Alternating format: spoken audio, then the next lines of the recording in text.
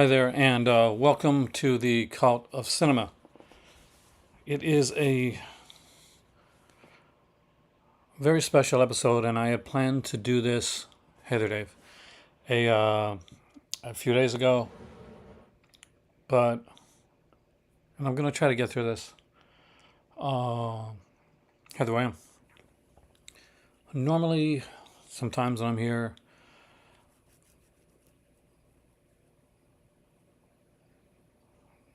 Cat is here too, and over the years we've had 5 cats altogether, 4 that came from the same litter, and today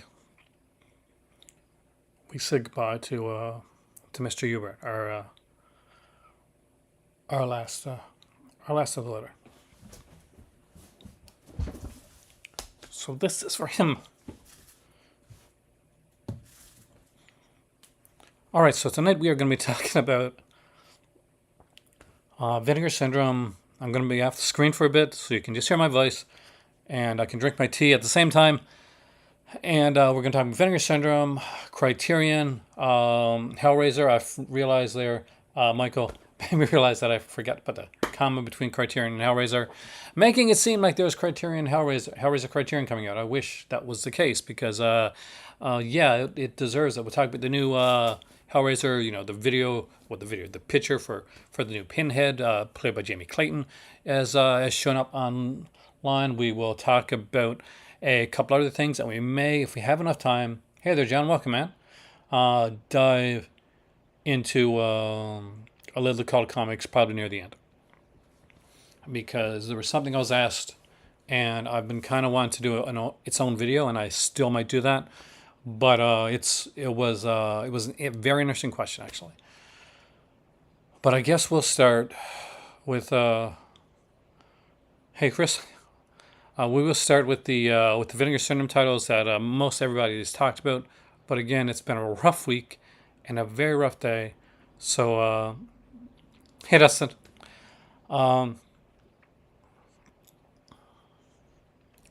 Let's dive into Vincent and look at their titles for the upcoming month, and thinking about you, Miss Sheeper.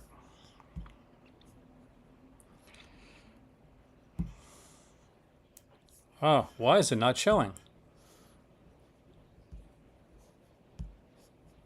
I'm going to see if it shows from here. Aha.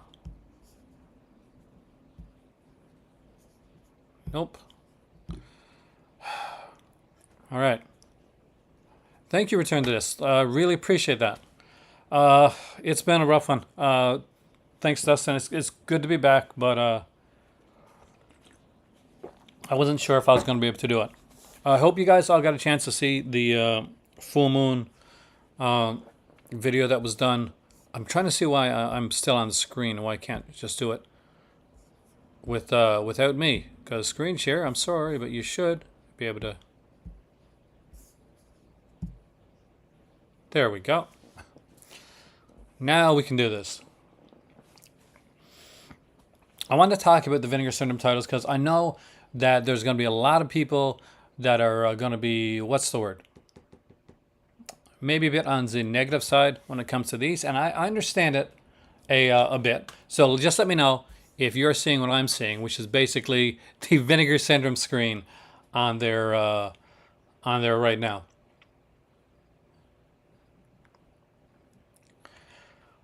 And yeah, for those there, thank you for hitting the, hey there, Alan, hitting the like button, like, share, subscribe. It helps out the channel a lot. The channel has not been doing well when it comes to the financial aspect of it. If you want to super chat or whatever, it's appreciated. But you don't need to. Don't feel like that's something that you have to do. But it is appreciated.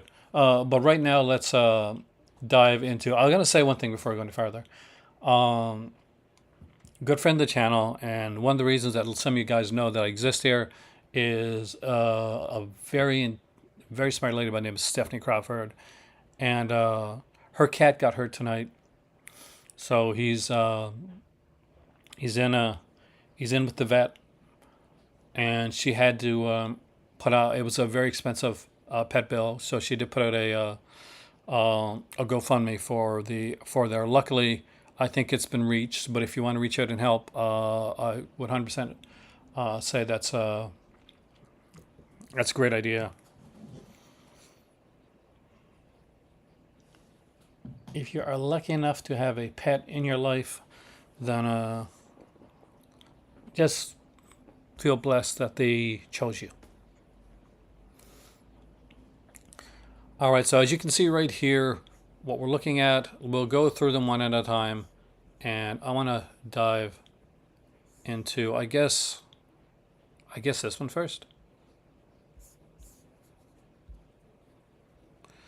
This is Don the Dragon Wilson in Red Sunrise, and way down your screaming release of Dog Soldiers. That got held back a bit, didn't it?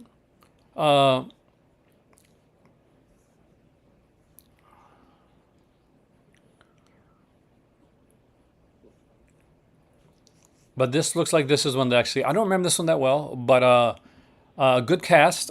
Stars Don Dragon Wilson. We got Terry Farrell from Deep Space Nine. And for those like Hellraiser movies, I think she's in the Hellraiser movies, maybe part 3. Michael Ironside is in this, and Mako.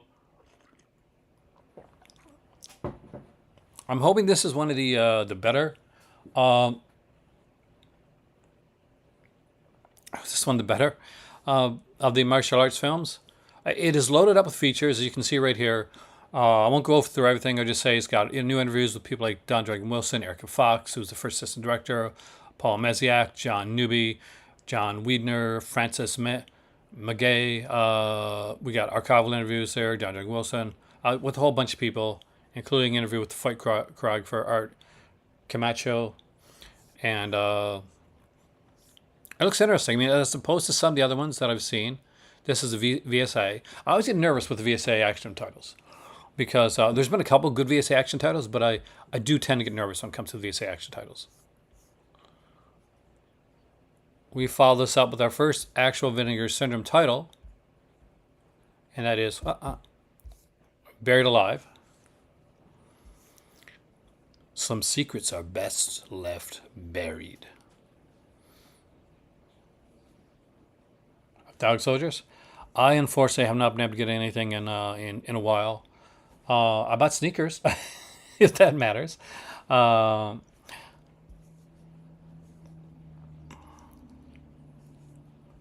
So I kind of remember this movie. I don't remember how much I liked it though. But this is a pretty quirky little film, if I remember. This is with Donald Pleasance. Seriously. Robert Vaughn. Yeah, Donald Pleasance, John Carradine, Ginger Allen. You gotta love that, right? Yeah, I know I've seen this movie. Not a lot of features. Like, you'd almost think this is a VSA, like based on the amount of features that are here. I love the cover. The original cover, I'm pretty sure. I'll see if they show it. No, it's not the original cover. The original cover, I remember at least the same way. I think it had a hand coming out of the ground, kind of a Buried Alive type thing. This is more of my jam. I'm definitely watching a lot of Mad Dog comics. Sorry, guys. This is definitely my jam. More my style. Is it great? I don't remember this being great. I like this for the stunt casting in this film, but I can't remember this one being like super fantastic. Hey there, coach. And let's go to, here's where I get a little bit. Mutant Hunt. I can't say I'm big on the cover. It looks like Kevin Bacon and has a melting face. I know this isn't Kevin Bacon, but yeah, just the look. It's the first in a series of bonkers direct-to-video genre films directed by Tim Kincaid, guy to Breeders. I like Breeders. And Robot Holocaust, I got that one. Not a great film, but I do enjoy it. Mutant Hunt. Is this Empire Pictures? So if this is Empire Pictures, that puts my interest up around like 25% over what it would normally be. Because if anybody watched the video that I did on Master Chaos' channel, we were doing like this full moon features club. We do 2 movies once a month, and I'm hosting the next video, and it's going to be very different. But Empire Pictures, which would later kind of morph into Full Moon Entertainment. I'm pretty sure Mutant Hunt is that. It's a rough day, Video Man. It's a really rough day. But being here with you guys makes it just a little bit better and a little bit sweeter. So yeah, Empire Pictures release. Strong recommendation. Now it's probably my strongest recommendation over Buried Alive, even because Buried Alive is a cool little film. I don't remember being great, but I remember like enjoying it. But I like kind of weird films. But Mutant Hunt is Empire Pictures, and you're pretty solid with an Empire Pictures release. They're very like until later on, and became the later Vinegar Syndrome stuff. Then those became a bit more maybe not as always on the ball or as always as interesting. But when it was Empire Pictures released, when it was the early Full Moon stuff, you were usually pretty safe. It was a pretty safe bet. And not gonna lie, this one kind of surprised me. And that is, well, it's the Iceman Cometh. Hey there, Eddie. Welcome, man. And this is by the guy that did Naked Killer, which I know has a release, but I would like to see that get another release. So we got a commentary track in here by Sam Deegan, so you know that's going to be a good commentary track.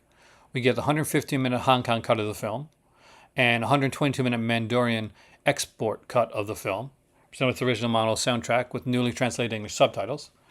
We got a whole bunch of features on here. Juan Bo is interviewed on here. I hope I got the name right. I think I did. And a whole host of other people are interviewed as well. Ring of Fire is one I remember. That's one that always stood out to me. I used to have a VHS of that one, Video Man. I don't have it anymore. Maggie Chung's in this one as well. But a very cool release. So far, it's pretty good. And they said they'd have a big 70s release for us and a 4K release. And it's here. People guessed the Carrie. They guessed a whole bunch of things. I don't think many people guessed the Amityville Horror. And I know I didn't. But am I glad to see it here? Yeah, it's a fantastic film. I know a lot of people have the Amityville films, whether they got the Scream Factory trilogy, Amityville trilogy pack that came out a few years back, which is at a print right now, or the grabbed, the older MGM DVD edition of it with the History Channel documentaries as a fourth disc. But this is a brand new 4K Ultra HD Annoville Horror one. You're going to get a lot of this. So some people are going to be kind of upset about the fact that you're seeing a lot of things, what some people will consider double dipping, or getting things that have already been previously released when there's other things that can be released. But with that being said, we got like 3 other titles on here that are overall like haven't been released or haven't gotten like a good release like this one here. So this is the only one that comes into that territory. I think this is a good one for a 4K release. I really do. And I think if you're somebody that just started collecting 4K and maybe you just got back into the collecting game again because maybe you've realized that, hey, whenever I look at all these releases coming out there for I don't have a lot of these. Like, not everybody bought the Annoville trilogy. Actually, it didn't sell very well when it initially came out, from what I heard. It took a long time to sell out, and when it finally did sell out, then a lot of people bought it on the kind of the crux of getting Annoville 2 and Maria Ford. That's one of the reasons I liked it. And Annoville 3 in actual 3D. So Annoville Horror is getting a limited to 6,000, which is it's a decent amount. It's going to have its first 4K release. I'm actually very excited about seeing this one come out in 4K. We got a bunch of new features on here, plus a lot of the old features as well. So aside from a brand new 4K scan, which is the most important thing that you want to see with an HDR, we got a unaltered theatrical surround mix with an optional stereo mix. So anybody that's been watching my channel this long knows that I'm a big audiophile when it comes to this. So I'm always looking for like the original sound mix. I'm always looking for the monos and the original theatrical sound mixes. Really, Really love that. We got the My Annoville Diaries, a brand new making of documentary featuring interviews with screenwriter Sanders Stern, actor Mino Pellucci, actor Don Stroud, actor Mark Vahanen, and actress Amy Wright. I'm going to guess it's probably one of their like 60-minute long documentaries, and those have all been good. So I can't. And there's nothing wrong with loving the first time. I like the first. I like the. Here's the thing. I like the first three. Yeah, I like the first three, and I like the cursed ones too. People hate on the cursed ones sometimes, but I love those. We get a whole bunch of like archival featurettes. We get like 2017 interviews here as well. We get stuff here from 2013 with Lalo Schifrin, the guy that composed it. We got a commentary track here, an older commentary track with Dr. Hans Holzer, PhD in parapsychology. Video introduction by Hans Holzer. So there's a ton of features on here. It's a 4K release. It's $52.98, but it's down to $36.99, which is actually a really good price for a 4K.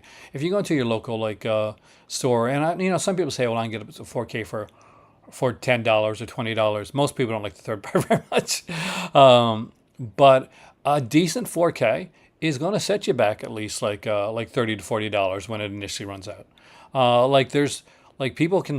People say, well, I can go to my Best Buy and I can go pick up like this here 4K for $20. Yes, that 4K has either been something that's been mass produced, didn't take a lot of work to go into it, or has been out there for a while, or it's been put out by a big studio and it's they're just it's pushed to sell. These are boutique labels, and sometimes if you want to get a really good the best edition of a film, it's boutique prices.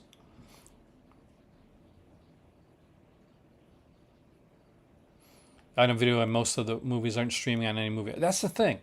A lot of people love part two, man. You're probably in the majority with that one.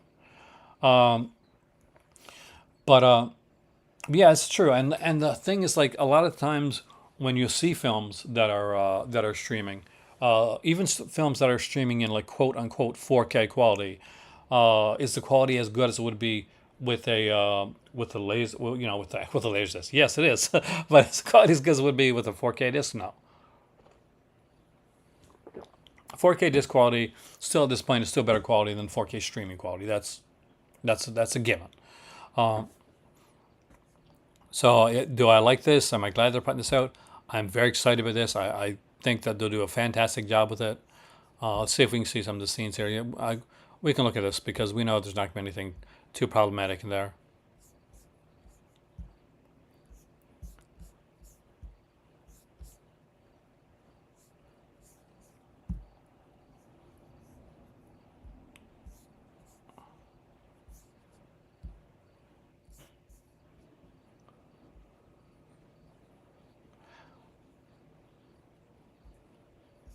If it's kind of gross right now, I actually couldn't do. If it's like hardcore stuff, I wouldn't be able to deal with it.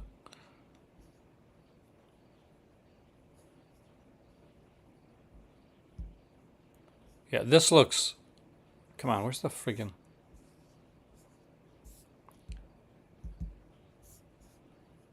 Yeah, the print looks really really good.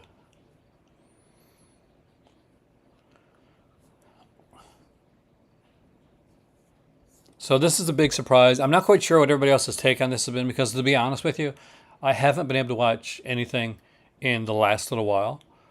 It's no, it's been a rough time, but it is what it is.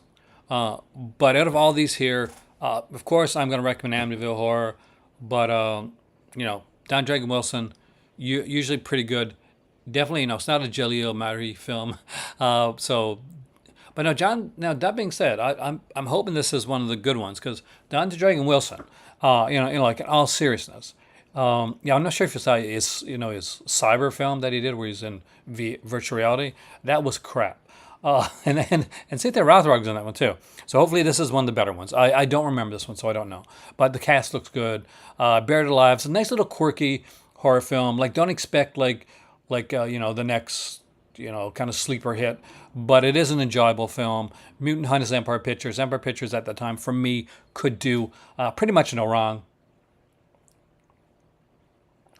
So this is a good solid lineup for September.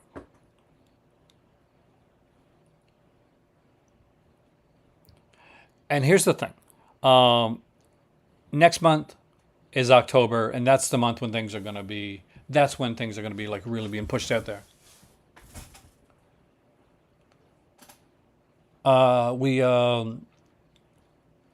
We lost our last cat today, Mr. Ebert. He unfortunately we had to yeah.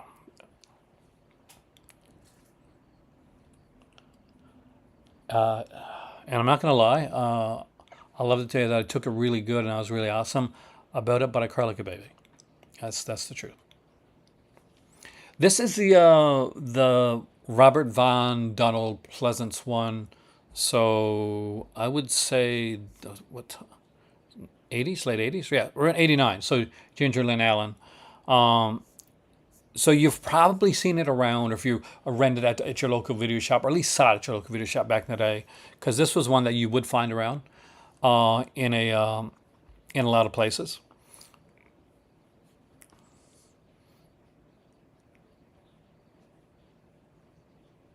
It's definitely a solid lineup for September. There's a little bit of different stuff for everybody there. I'll go over the. Thanks, Dave, man. Appreciate that. I'll go over the partner labels there in a second as well. I have a few things coming in the mail, a couple things coming in the mail to unbox. And I got like, nothing now. I mean, like, aside from Air Jordans, I can unbox those. But no, I'll have some some stuff coming. You guys know that on my Patreon, there's a certain book that I can't unbox on my live channel. It's NSFY, and I'll have a Call of Comics video coming up really soon. For what is one of my biggest whales of all time. I'll be unboxing that. So let's look at the partner label releases. I haven't looked at these, so just so you know, guys, when I come in to look at these now, even like aside from like I'd heard that Anvil had come out. Thanks, man. But I I don't know what any of these. I haven't looked at any of the partner labels, so I don't know if I know any of these or not yet. But we'll see. So let's go through these. Got a Factory 21 called Ape, and I don't think I know this one. So again, like a lot of these here are 2013, probably not.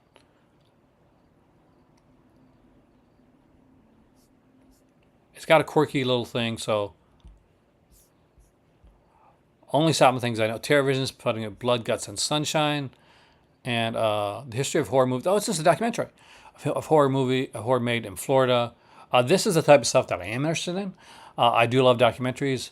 So, Snake, Sunshine, Summer Heat, and Horror explore the independent film scene that Florida has been vigorously pumping out since the invention of film. This Blu-ray is jam-packed with interviews, exploitation, never-before-seen footage, and cinema madness. So, really cool. 127 minutes long. I love documentaries. This looks really cool. This is definitely my type. If I wasn't able to buy anything, this would probably be high on the list of things that I would pick up. We got one from HR Media, so we're going to have a music one here. And this is another documentary. Chronicles a short-lived career of the band Dead Guy and their seminal hardcore album Fixation on a Coworker. Again, another one I'm interested in checking out. I don't know the band. If DJ Anubis was here, he'd probably know.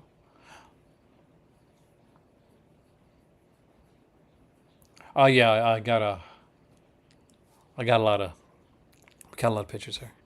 I was gonna put one up on my Instagram, and I might still, but I couldn't yet.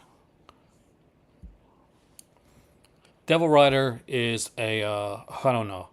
Looks like it's a western. Looks like 1991. So I've probably seen this one.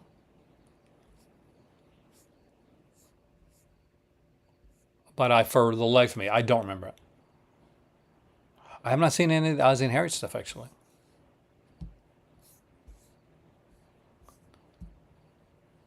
Got Fair Game. Is this an Australian film? So early on, before I worked with Umbrella, and before they dropped me, I'm not bitter, just a little bit. Yes, I am. A viewer sent me this movie here. It was the first Umbrella movie that I read in my collection, Fair Game, and it's one that I'd seen on VHS years ago, and I love this movie. If you've ever watched, what's it called, Grindhouse, the first one with Grindhouse with the one by Quentin Tarantino, Death Proof. If you've ever seen Death Proof, then there's a sequence in Death Proof, where she's on the car. That's taken like it's homage from the movie Fair Game. This is a really good film. A great soundtrack. A great film. So super cool release. Excited about that. KFC, like Kentucky Fried Chicken. I'm guessing not.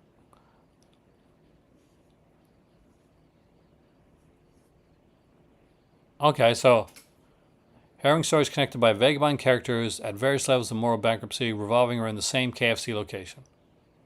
How did he get away with that? This can't be in so it's in another country. That's why. That's how they can get away with it. Fair Game is one of those movies that I truly, truly go back to watch over and over again. It's in Morocco right now. I just talked about you, DJ. I just said you would probably know what Dead Guy, the group Dead Guy was, and I had no idea. So F the Devil and F the Devil 2. I'm not going to touch on that. Fun City Editions is putting a Married to the Mob. Okay. One, I love Michelle Pfeiffer. And I really enjoy this movie. I only had this in a DVD format. It was one of those 4-packs, those Michelle Pfeiffer 4-packs. Remember them? Jimmy's put those out. But it's a brand new 2K restoration from the 35mm Inter Positive.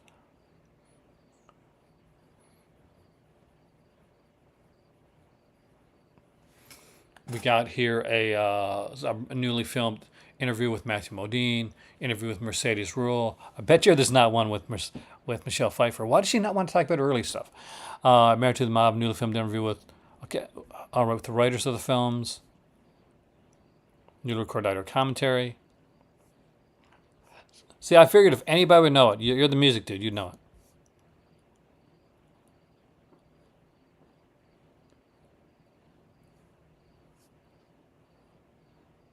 Okay, I think we're still at. Are we still at this month's stuff? There's a lot of stuff. Yes, I do know all the words. It's a cool writer. And let's do it to our country and reproduction. We got here Nobody Wave Goodbye. Parents ask why. Teenagers ask why not. That sounds great already. I love those. It is coming up actually. I will try to do a video on it. So guys, expect me to do. I forgot about that. Expect me to do a video. Hopefully, I'm going to try to do what I normally do. I will try to do a video on my live channel beforehand, and I'll do a video on the Patreon, so to go live at the time of the pre-order to talk about it. Faults is from last month. Okay, so that's where it stops at. Okay, but this is cool. I love these kind of we got Saturday Night at the Baths by Altered Innocence. I don't know a lot about this one. Looks interesting. Saturn's Core, 16 Tongues, and Canny by Viva Erotica, which I'm going to guess is a new. That's a new label that they talked about. Hey there, Eric. Welcome, man.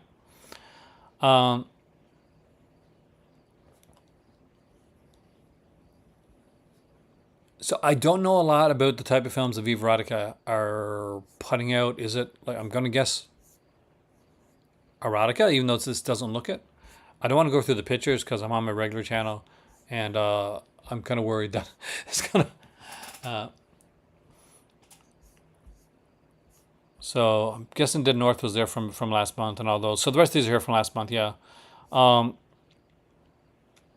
Now before we go over to look at the Arrow releases and the Criterion releases for the month coming, well, for I guess September.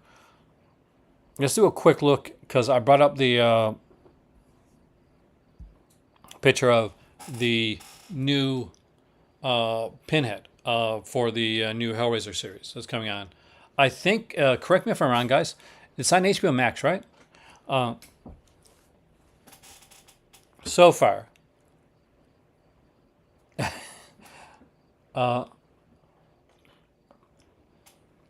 Because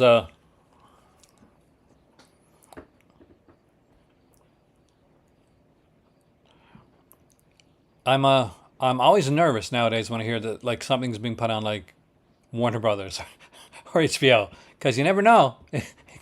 It could they could always get canceled. I don't think they're gonna cancel this though. They put a lot of money into this one, but they put a lot of money into Batgirl. And again, truly, if I've never said this enough, fuck that dude that that canceled all those films. I truly hate that guy. I really do, and I don't hate a lot of people. Him and like Joe Chappelle for crapping on Donald Pleasance during the making of Halloween 6. But this is the Jamie Clayton. She's a new actress that's going to be playing Pinhead. Coming to Hulu. Okay, then we're safe, punk. It's I like the look. I would have liked like I'm a fan of Clive Barker and of the I've read the books and comics. I remember the comic that came out a while back. I think because Boom Studios put it out, and that's when Kirsty becomes like the new Hell Priestess. Okay, but in like in the book, this is nitpicky. The pins were kind of jeweled, like they said, like the pins on the head were kind of jeweled. So I would have liked that. I thought it would have been kind of interesting. Clayton's a good actress. I've seen her stuff before, and I did see that KFC movie. So I like really short, like 30 minutes long or something like that. So I'm excited about this. It's supposedly closer to the Hellbound Heart style, and of what was in the books. So it'll be nice to see that. Because I love Doug Bradley. I got to meet Doug Bradley in person. He's a very nice guy. He did a fantastic job when he played the role of Pinhead, or later would come on the Hell Priest, which was kind of it wasn't called Hell Priest like at first. There was no Hell Priest thing. That came in when the Scarlet Gospels became a thing, which some people said, why didn't they make the Scarlet Gospels? And I'm thinking those people didn't read the Scarlet Gospels because that was batshit insane. That was not my favorite Clive Barker book. But yeah, this looks closer to what you'd expect. I want to hear the voice. I wonder if they're going to go with kind of the little girlish, kind of the almost excited little girl voice that's described in the book. Somebody said in a comment section, which it blew my mind. Like, because he said, well, if this you want to get closer to the book, then why don't you cast a little girl? I'm like, what do you mean cast a little girl? So yeah, well, got a little girl voice. I'm like, yes, a voice, not a body. It's Bernadette Peters, the actress, Madeline Kahn. They had little girlish style voices, but they were adults. Sometimes, guys, you just want to wake up. Prey was amazing. Prey is how they should make Predator movies from now on. Like, they've messed around with the Predator franchise so much. Predators was junk. I'm sorry. Some people liked it. I just didn't. Predator, man. But the original Predator is cool. And Predator 2 I enjoyed. And Prey. That's my 3 Predator films. I can watch AVP, the first one, not the second one. Or which one is it? Which one is slasherish? Maybe it's the second one I like better.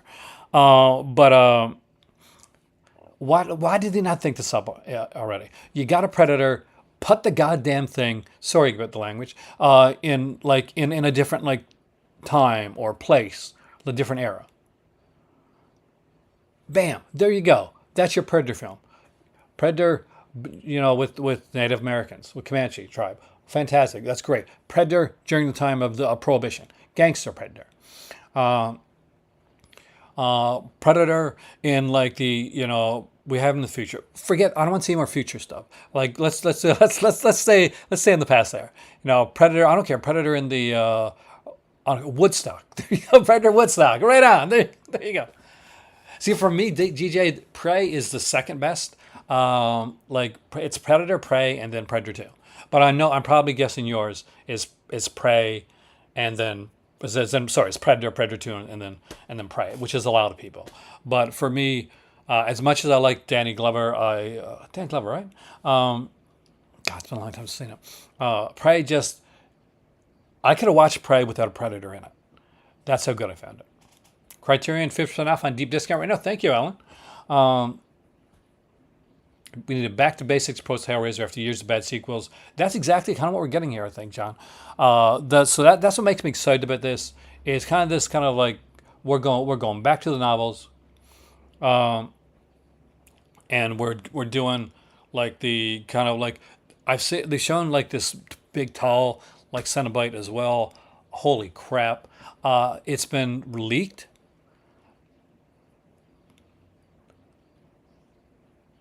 And that there's a new chatter, and I'm excited about that.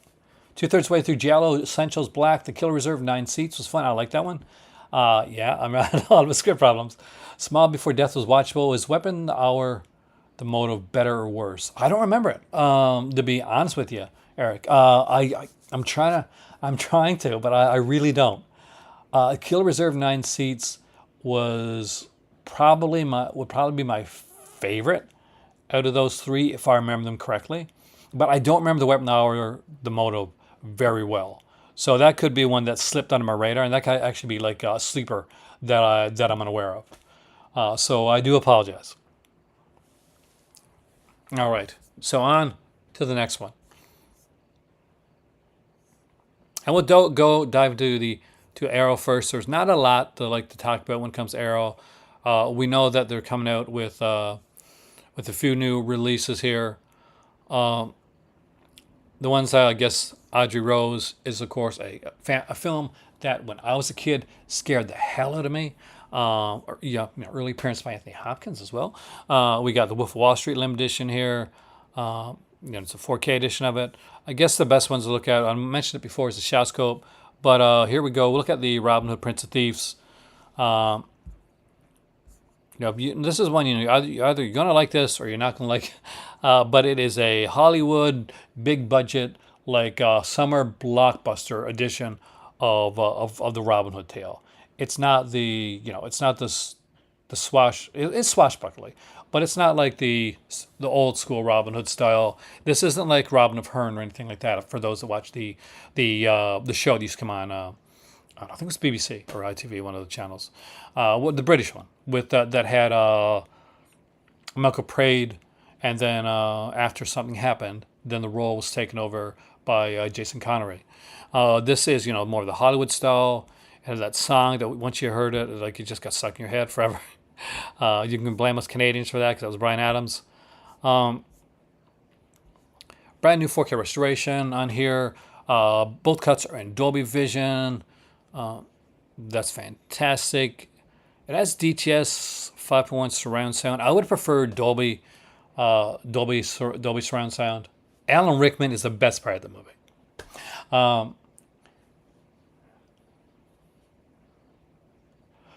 You keep hearing the Fantastic Forecast may get announced at D23. I've heard that too.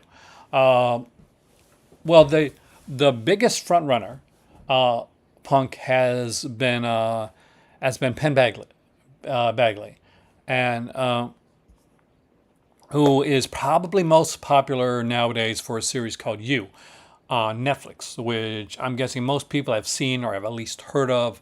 If you're a little bit not a little bit younger.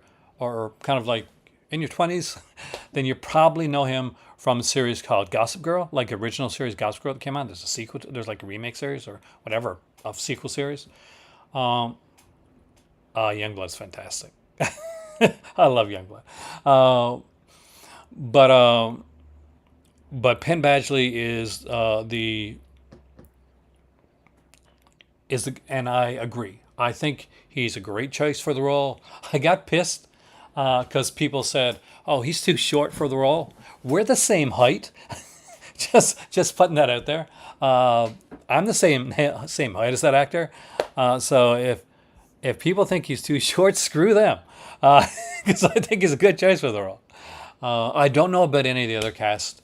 Not quite sure who I'd cast for. Like there's like when it comes to Sue, like you want to get a good actress, but I thinking if they're going with Penn, they're going with a bit younger. And I'm gonna say younger, like they're gonna be like 20 or something like that, but they're gonna be like in their 30s or late 20s, that type of thing. Which is good because you want somebody that can like you want a cast that can grow with the franchise and not people you don't want to like stunt cast.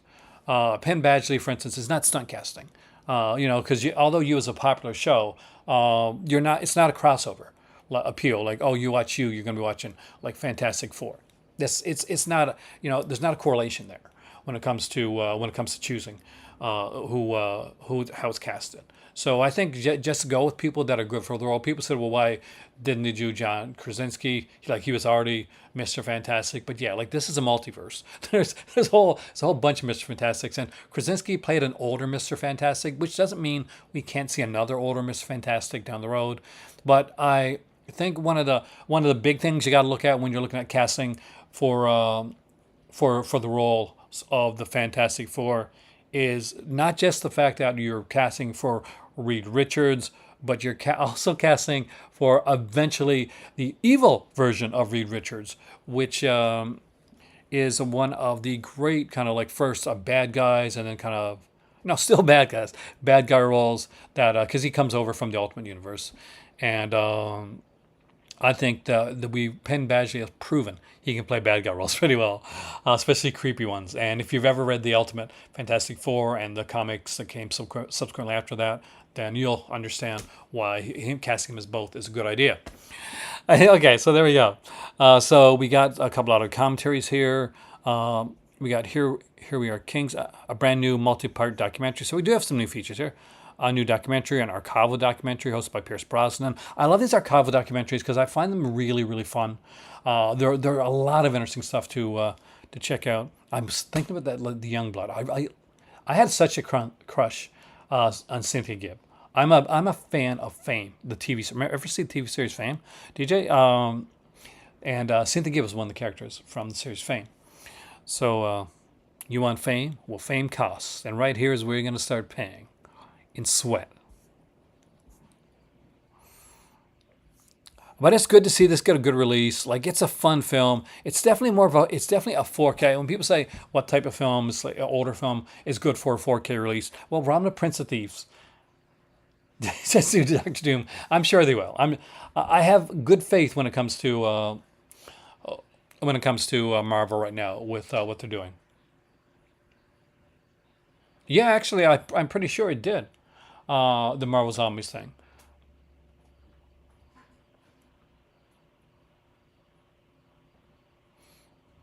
Yeah, I can see them doing Doctor Doom well.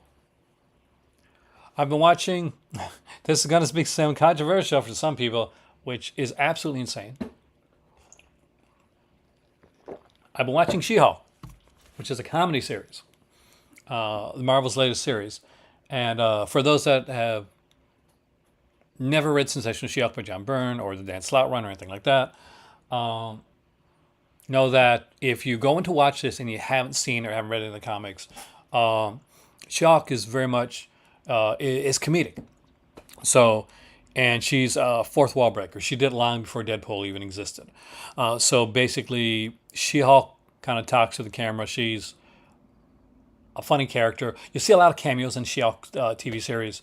Some people say, well, they're putting cameos in to make the show, to make people watch the show. No, they're putting cameos in it because that's how the damn comic goes. It drives me up the wall. But anyways, it's a fun show if you like comedy shows and you kind of like Ally McBeal with superhero to it. It does kind of go in that direction. But it won't be for everybody because it's not going to be a Hulk. Some people hear the word Hulk and they think Hulk smash, and those people don't read comics. So that's not what She-Hulk is. She-Hulk is a comedy character, and it's going to be a comedy series. And it may not be for you. If that's not for you, then just wait till the next show comes out. But for me, it is. It's fantastic.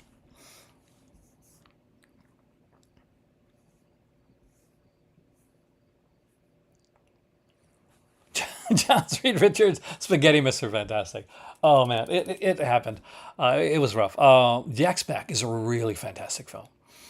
I'm a huge James Spader fan. When God, what was I was watching? I was watching Sandman recently, DJ, and that talk about a faithful adaptation of like a comic book. And they had a actor in it. God, I can't remember the actor's name, but he played the character of the Corinthian. If you ever watched the Sandman series, which I do recommend, uh,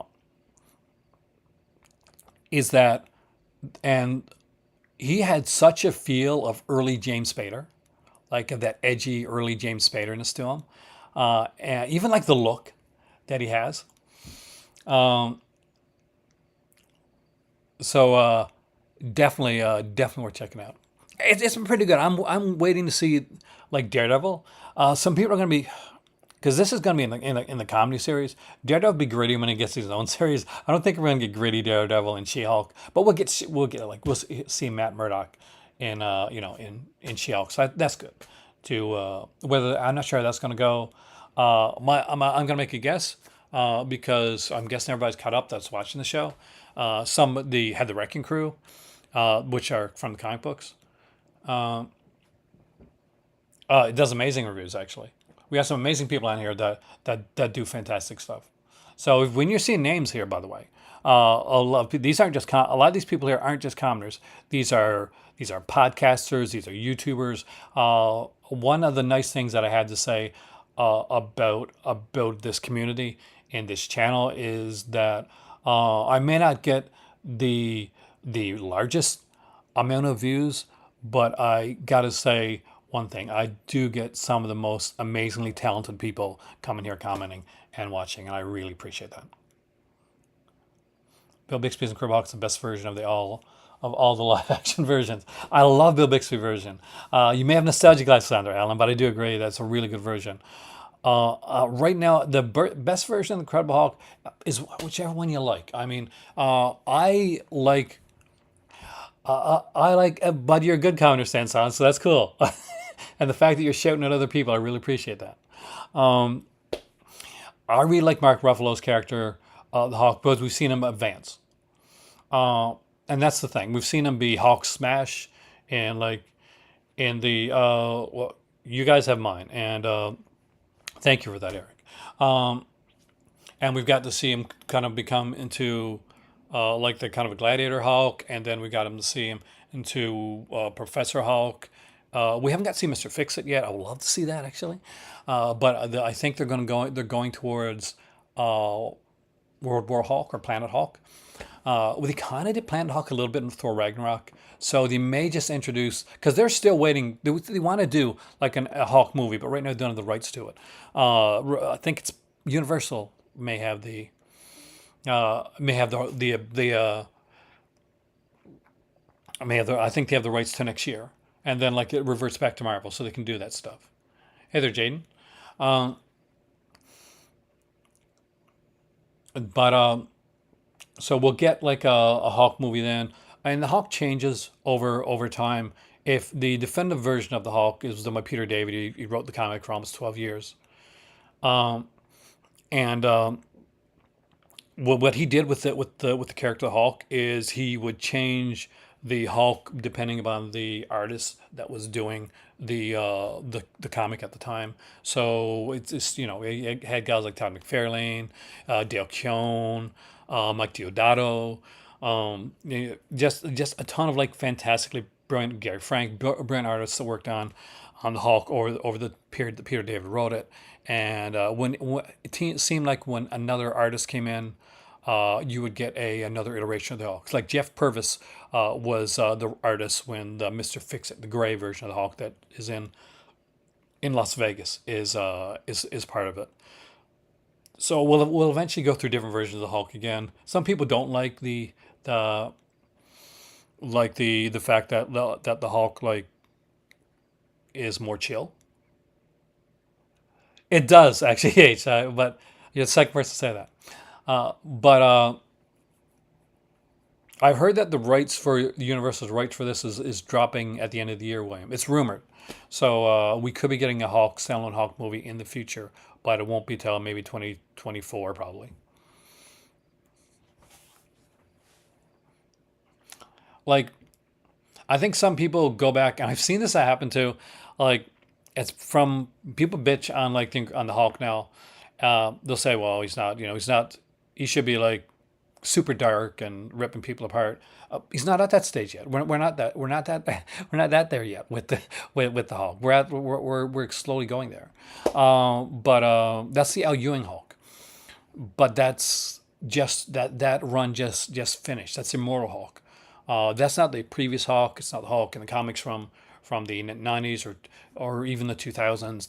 That's Hulk as in right now, as it just ended actually earlier or last year. So we'll eventually get there, but that'll be a much darker Hulk, and that'll be later on. That's when they like a TV version of the Hulk to be darker. And when I say TV, I don't mean regular TV. I mean like say maybe like a Disney Plus R-rated show or something like that. Because we're eventually going to get those. Anyway, how did I get off this tangent? I can't remember. But yeah, well, what I was going to say is that people are talking about how like uh, Edward Norton's like Incredible Hulk movie is amazing, and the which I thought was really good. I really liked it, but it didn't. People bitched a bit at the time and said, "Oh," and I even had some say, "Well, I don't think the Abomination looks good now. He looks like the comic book." People the entire thing of Edward Norton's Incredible Hulk. People complained because the Abomination lost the winged ears, right? And people bitched about it for a long period of time. You couldn't go online or go to a comic shop and without somebody saying, "Well, Abomination looks really silly with the little tiny head." But people are just I guess hindsight's 2020 type of thing. But he looks good. Tim Roth, and I've just started to rewatch a lot of me. So there you go. Sorry guys, I'm getting distracted. But thank you. I needed a distraction tonight. So I appreciate that, guys. Ruffalo gets Banner from different. Yeah, that's the thing. Ruffalo has the different sides of Banner.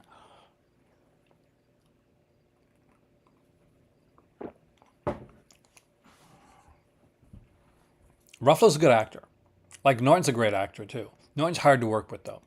And let me put it to you this way: for those of you that like wrestling, for those of you that like wrestling, this this is going to be very. This is going to be very, very. You're going to understand this completely. Uh, no, no, no. Edward Norton should not come back, and I'll explain why, Alan, right now. And if you watch wrestling, you're going to understand. Working with Edward Norton, Marvel going forward, is kind of like working with CM Punk, in that he's gonna it, he's gonna be very he's gonna be doing a great job when he's on the set, but he's gonna put a lot of people through hell, and afterwards he's gonna be very problematic too. Great actor, but a very problematic uh, too. So that's the thing. A couple of days ago, he found he made Incredible Hulk. Yes, he did. Incredible Hulk Returns. It has Thor. It has a version of Thor, William. They followed it up with Trial of the Incredible Hulk, which has uh, the first version of Daredevil, live action Daredevil. It's also, William, by the way, Trial of Incredible Hulk is also the first live action cameo for Stan Lee in a Marvel film. He plays one of the jurors during the trial.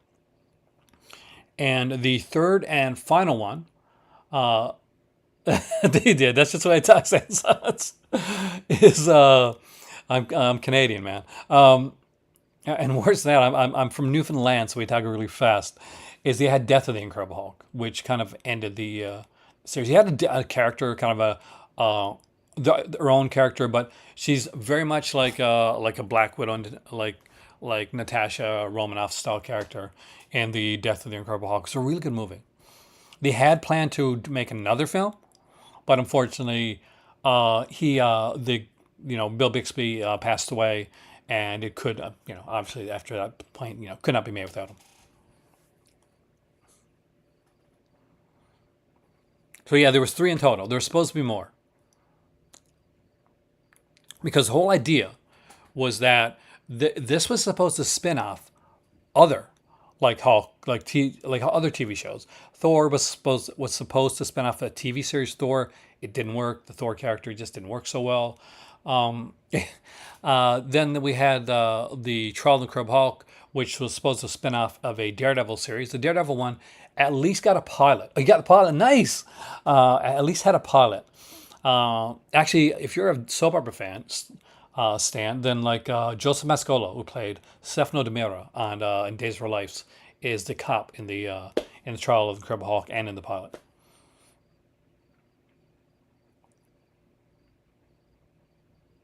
I like Amityville actually. I'm very excited that Amityville's coming out because that means those other two dozen releases can still get released. Um, Anytime people complain nowadays about about any other Marvel characters, like, oh, this is not a totally like, how come this isn't exactly like the comic book? Or I'm not quite sure I like this character. I like to reference them back to the time that I grew up in when Doctor Strange had an afro and um, Captain America had a plastic see-through shield. And when we got a theater Captain America, it was a Captain America that would pretend to be going to throw up so that he could steal somebody's car. And for some inexplicable reason, Red Skull would change his face to look Italian. I'm not kidding. This is a Marvel that I grew up with. So when people are like, "Oh God, man, Marvel was so much better back then," shut up. No, it was. I was around. I grew up in that time. I was crying for like a good Marvel movie, man. I was crying for it. Excellent. I appreciate that, man.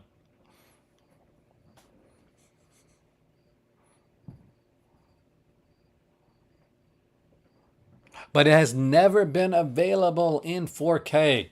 That's the thing. I'm missing the talk on the.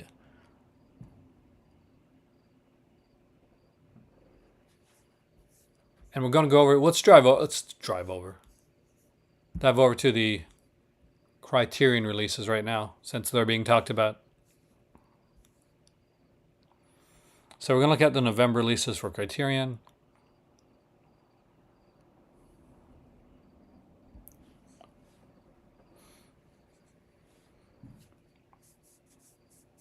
Oh, what's the thing? Like, like that's like when I say like some people like they're not Miss Marvel's not their jam, or like She Hulk's not their jam, or maybe they don't like Hawkeye, the Matt Fraction, like era Hawkeye.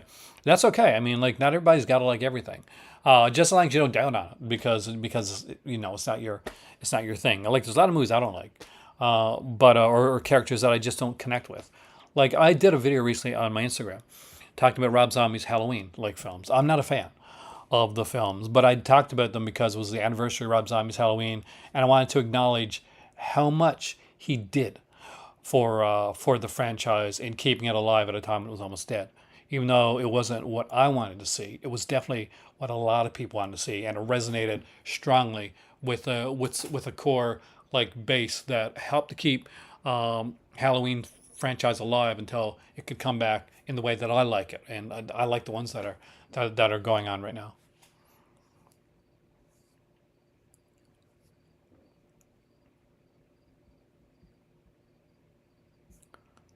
So I don't know if I've seen Daisies, by the way, guys. 19. I haven't. I love Czechoslovakian cinema. I really do.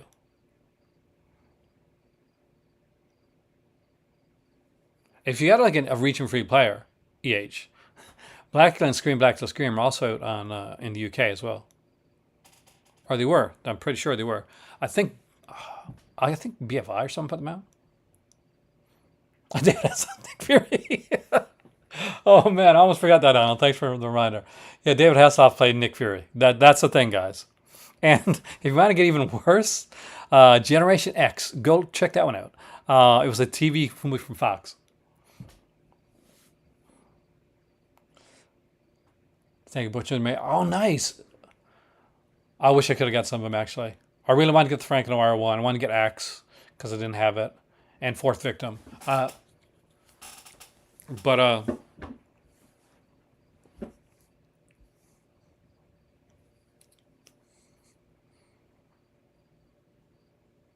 I'm pretty sure we.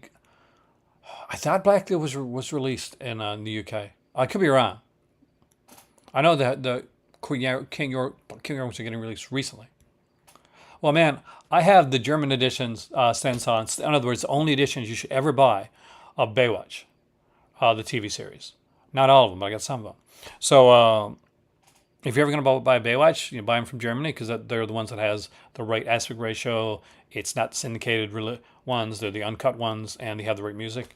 So I'm obviously a David Hasselhoff fan, and I got Knight Rider too. But there's great features in this one here. It's a Czechoslovakian film that I'm going to be honest with you guys. I don't think I've seen. If I have seen, I don't remember, but I don't think I've seen this. So when I watch this one, it's going to be something kind of new to me. I've been falling back in love with the Criterion label as of recently. I haven't been able to pick up anything like recently, but I've been watching a lot of the Criterion. Like when I was in St. John's, I'd watch a lot of the old Criterion closets and stuff like that. We missed out big ears. I'm sure we're gonna get that. It'll be interesting. I'm sure you noticed Stand in Silence that the reference Wolverine and She-Hulk.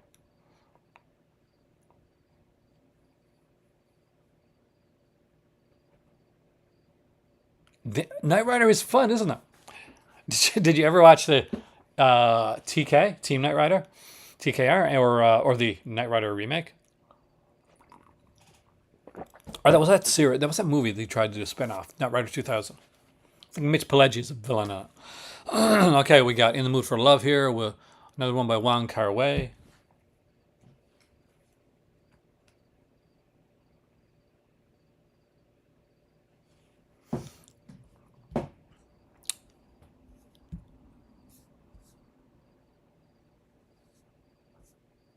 I know I've seen this one.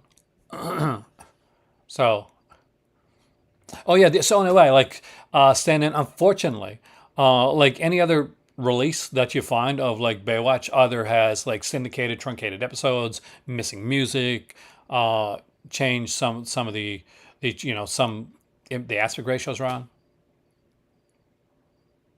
Oh yeah, Wolverine. So when she's looking at her computer screen, there's like on the side of it, it says "Man with blade claws in bar fight." It's a little quick reference, but just watch. Like, there's a ton of references. What I recommend if you watch the She-Hulk show, Stand Silence, what we and my better half does is we try to find out as many of them as we can, and then we'll go watch Screen Crush. I might actually do that since I have not watched the trailer for Spirit Halloween, the movie. I might actually check that out. I need something to make my day now. Got Power of the Dog here. Cumberbatch, right? Yeah, Cumberbatch. I have not seen this one yet. This surprised me.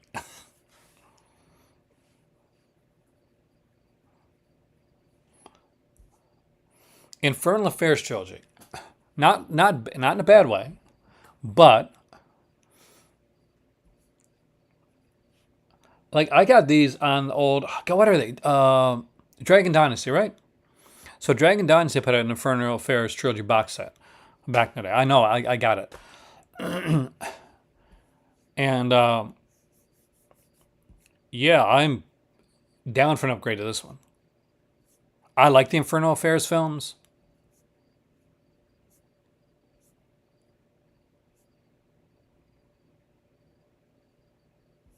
I like this style of film. So that was, and I guess probably for me, the most exciting one this month, Infernal Affairs is number two. Is yeah, part three is not the best. Is this one right here? I love the movie Malcolm X. I like Spike Lee in general. I like a lot of his stuff. Do the Right Thing, probably one of my favorites. That's a 4K of Malcolm X. I don't have this at all, and it's Denzel. Hey there, Roy. Welcome, man. So it's a great cast, fantastic film.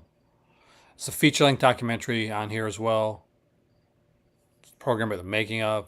It looks like just a loaded one uh, that I want to grab. Now, none of these I don't think I'm gonna be able to grab when they come out. Um, Tomorrow, some of the furniture stuff is going out of here. So that's the thing.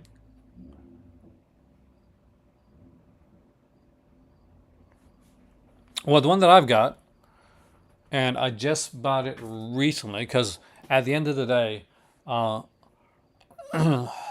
when it comes to like collecting from EH, I find it cheaper in the long run to have the options because sometimes you can get a better edition from another country at a better price than you can like in North America, and that happens to me a lot. Like get a lot of second sight stuff.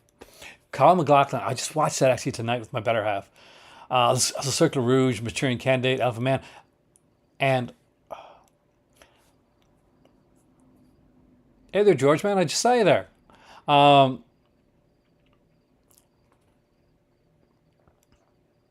and what was the first one you mentioned? Oh, Sex Lies Videotape. One of my favorites. I did not know he was up for the James Spader role, but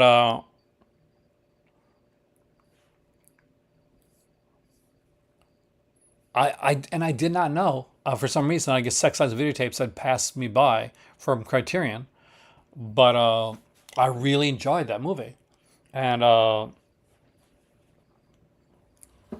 it's one that like it's like kind of like there's certain movies that hit me.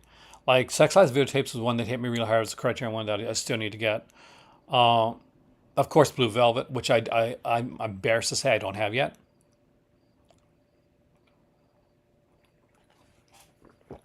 But Blue Velvet is one of my favorite films. Like truly, like there would be no Twin Peaks without Blue Velvet. By the way, I watched a bit more of the Twin Peaks, like the kind of like the fan film, and I gotta watch finish it. But things have been I told you guys are difficult here, because I promised Guy that I was gonna check it out, and I've been really enjoying it so far. So I will be. I have collected some of the earlier slasher classics back in the day, so I got the early stuff. Like I've even got the one Stand in Silence that a lot of people didn't get. Like thanks to a viewer in the UK, because they put out Blood Harvest, and then Vinegar Syndrome had the rights to Blood Harvest, right? So they had to. Wild Heart's fantastic. They had to like pull Blood Harvest off the shelves, so people that got canceled.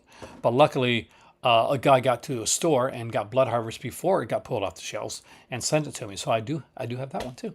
So I got a lot of the early ones. Yeah, that's the one with Anna McDowell. Anna McDowell, James Spader, and is it Peter Gallagher? Is the third guy in Sex Lives Videotapes? I could be wrong. Uh, I'm kind of curious now. Let's find out. I think maybe it's not Peter Gallagher, but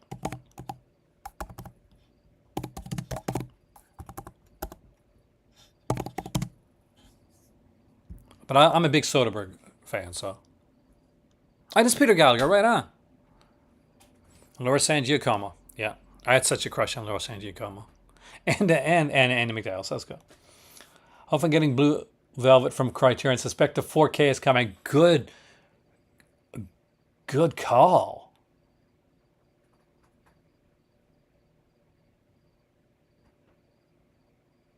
Oh, I know James Spader. I just want to make sure it's Peter Gallagher.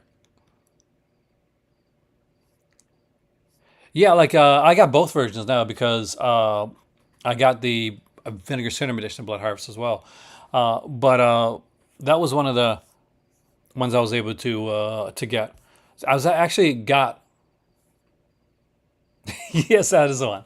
It's about Rossellini. Dennis Hopper's the bad guy in it, and it's the one basically where Kyle MacLachlan finds the ear in the field.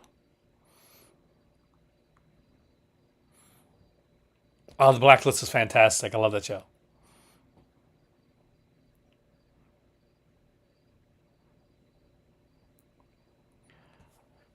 So I always remember like Blue Up Velvet because he's walking through the field and he finds the ear, and kind of it starts the whole thing.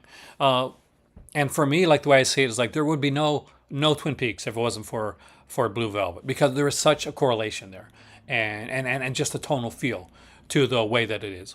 Look, Lynch has this kind of Lynchian feel to his work anyway, and I love Lynch's stuff. I'm a big fan of Crash as well.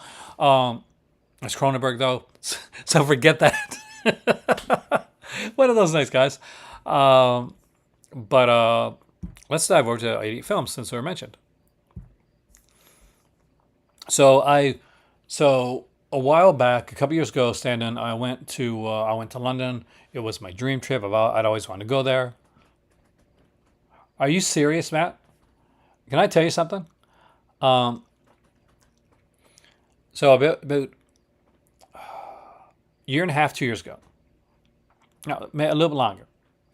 I was I found at a flea market Bad Influence, unopened, right? So I was so excited because Bad Influence is a favorite of mine. So my better half was visiting Morocco, visiting her parents in Morocco, and I was sick. I wasn't feeling well. So like it was near Christmas, and I had some time off work. So I was upstairs and I was watching. I had like two or three movies picked out to watch. So the second movie was going to be Bad Influence.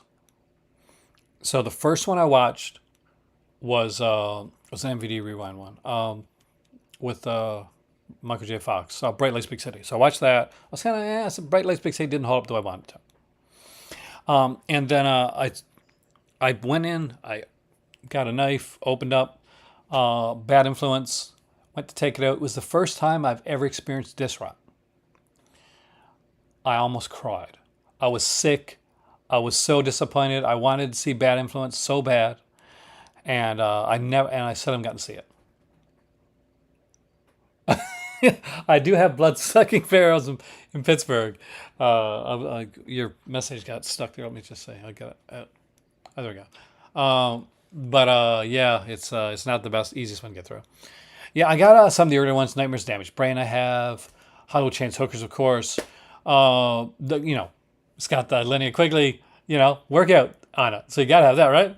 And that Linnea Quigley workout has its own commentary too.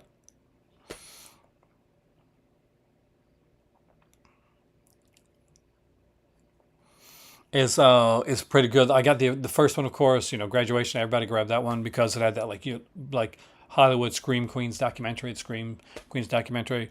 Um, so a lot of the early stuff I picked up. Of course, Boogeyman, Uli Lemmel's film. I want Boogeyman 2 to come out though. They were on sale. There was like I went to Fops in London, the one in Covent Garden, and they were having what was it? A big sale on 80 films releases. So a big sale on 80 films, and they had a big sale on Shameless Screen Entertainment. So Shameless Screen Entertainment, like titles were like DVDs and Blu-rays were like £3. Uh, oh yeah, it is. It is one. It is. I like Hollywood Chain Hookers, but the thing is, yes, it does have the uh, the horror workout.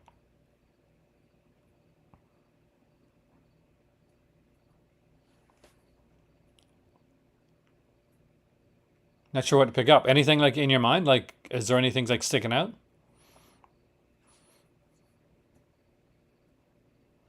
I would love to see Michelle Yeoh set. Dave, I'm right behind you on that one. Did Matt? Did you catch? Did somebody online got super upset about like their their podcast because I don't know they didn't like certain Vinegar Syndrome films or something? That was really weird. But each their own. But it was a really strange comment. Michelle Yeoh definitely needs a set. But let's see what's coming soon. We got On the Run here. Hitcher in the Dark. I got that from VS. I really like that one actually. Definitely recommend that one, guys. Speaking, let's go to Slasher Classics collection. I'll show you some ones I got, and if they have them all here. I don't have a lot of them. I have like maybe. Of course, I got this. When they put out the Children of the Corn triple feature, Daisy Fuentes worked out. I bet you did, DJ. Anybody remember? And this is a thing. This is not a bad thing. This is not Carmen Electra Strip Aerobics. I'm not joking. That was a legit thing. It was a big thing too.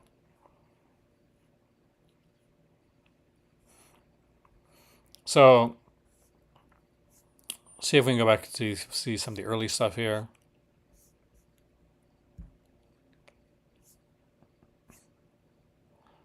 I'm only go back as far as here. Okay, they got a. So I had Graduation Day, Mother's Day, Don't Go in the Woods Alone, Splatter University, Slaughterhouse, wasn't a huge fan, Hollywood Chains Hookers, Nail Gun Massacre, Dead of Winter, X-Ray, The Boogeyman, Nightmares on Damaged Brain, Children of the Corn, 1, 2, and 3, the triple feature box set. I missed out on Scarecrows, but I did get Sleepaway Camp 2 and 3. I got Scalps, I got Drive a Massacre. And I think that's around the time that I stopped getting them, just because I said I'll grab more. I like buying them when I'm in London. So,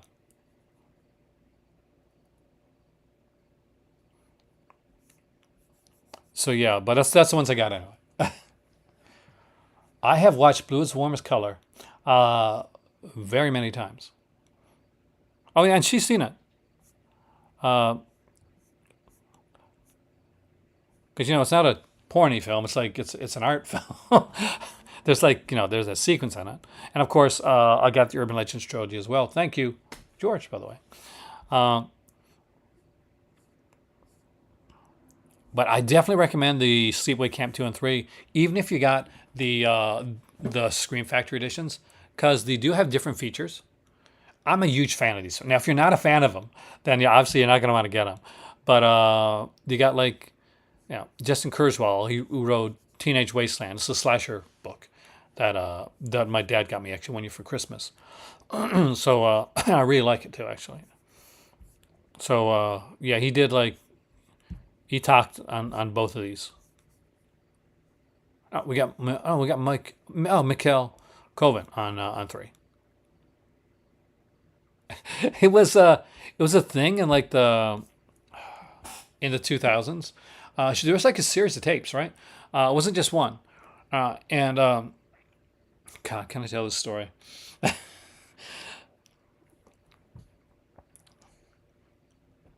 I had a friend. This was years ago. Years ago. Long before I met my better half.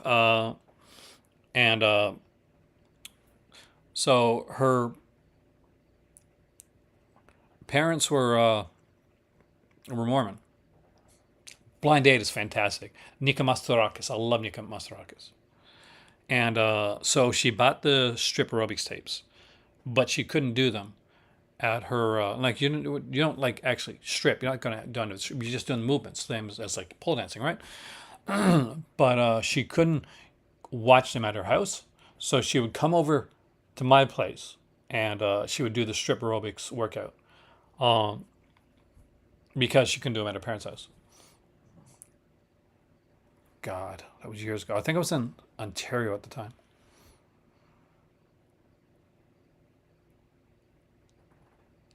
I definitely give him a rewatch. Pamela Springsteen, although I know she doesn't like to talk about him, Matt, is brilliant in those films. Sleepaway Camp 3, I'm not going to lie, is a bit lazy, but I've grown to like it a bit. But Sleepaway Camp 2, it's incredible. when I initially went to see, like when I initially saw Sleepaway Camp 2, like I'm a big, like you guys know by this point, I'm a big soap opera guy, right? So I'm watching Sleepaway Camp 2, and all of a sudden I see Grant Putnam. A different blind date, actually, Eric. Amy. So basically, this blind date stars Joseph Bottoms, and it actually has it's Nikolas Dourakis who directed it. It's a thriller, and it's about a guy that basically he spies on this girl that he an ex, and he ends up going blind, and there's like a serial killer going around. So it's got if you're a fan of Star Trek: The Next Generation, then you are going to see a couple of the Star Trek actresses. One, you're going to see Deanna Troi, and you're going to see Kirstie Alley. Back when in her Savak days, gonna see a lot of them. Just gonna put that out there. Jane Fonda, love Jane Fonda.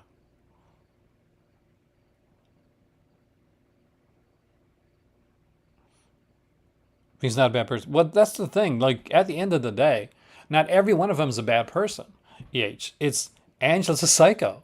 So although we like Angela and like did you look and just kind of like cheer her on. You can't have her kill all bad people because at the like that's the thing. She has to kill people that do nothing wrong with her to her. And the reason she has to do that is because you can't be all on board with Angela's killing people. So there has to be times when you're like although she's interesting, she's entertaining, that she has to kill people that just don't deserve it. Because those are the times that you look back and you're like,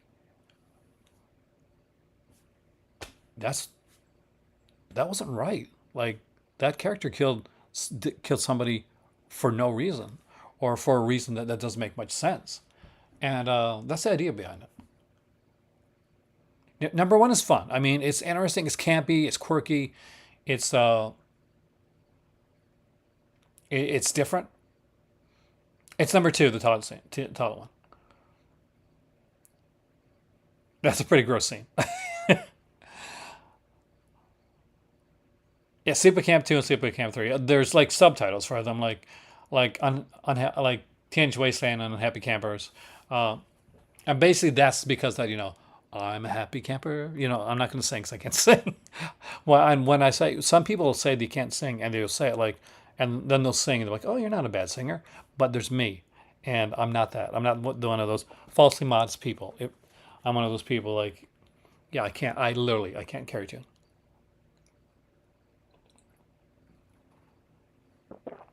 She did turn, actually, JM, back when I was writing, I wrote some films back in the 2000s. One that actually got made, sort of. I don't want to go into it right now. Other ones I got paid for. But if I would have said into to the writing aspect of it, I would have really followed it up. I remember at the time, I said I want to write something that has Felicity Rose in it. I want to write something that has Lenny Quigley in it. Like specifically write roles for them. And I never did get around to doing it. But she did do there is, I don't recommend watching it. You can if you really got a sadistic bone in your body. But there's a movie called Return to Sleepaway Camp. Now, Return to Sleepaway Camp, my friends, is not just a sequel to Sleepaway Camp. It's the sequel to Sleepaway Camp done by the guy that made the original Sleepaway Camp. And it has the most unlikable lead I have ever seen in a movie in my entire life. And he may be a very nice person in real life, but the way that his character was written and the way that it was done, The character's name is Alan, and he is the worst. At times, he's getting bullied, and you're supposed to feel sorry for him when he's getting bullied, but other times he's bullying other people to the point where you can't really feel sorry for him at all. The character's really strangely written, and I wasn't quite sure if Alan was supposed to have some type of I know it didn't say, and it didn't say anything about like a disability or anything like that. But I just didn't know, and they didn't like reference it. But it was really, really, a really horrible film. Yeah, there's the Survivor Part 4. That's only available, Alan, in that cool Red Cross box set that came out. Yeah, they didn't have a lot done for it. I really got to get the Quarry. Actually, it's one I want to get down the road. I want to get the AEW like game too. I'm guessing there'll be people left in AEW by the time I get it. But I love games like that. The Quarry's just it's up my alley. I'm just waiting to get it on and get a good sale on it. I love this type of stuff. And you know I love my Xbox, which is I'm sending off to I'm going to send off to Morocco soon, so that's going to get packed tomorrow. So I won't be able to play anymore. So I won't be able to do any more live streams for the video games for a little bit.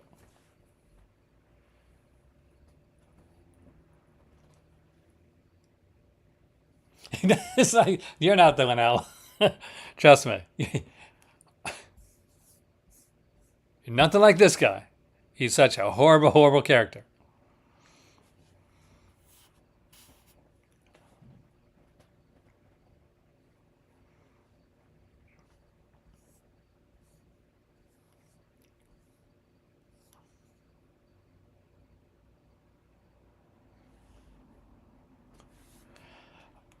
I don't know yet. That's still to be determined. But I can tell you that my furniture and stuff goes a while before I do. Um, so that goes this month actually. That goes in a couple of days.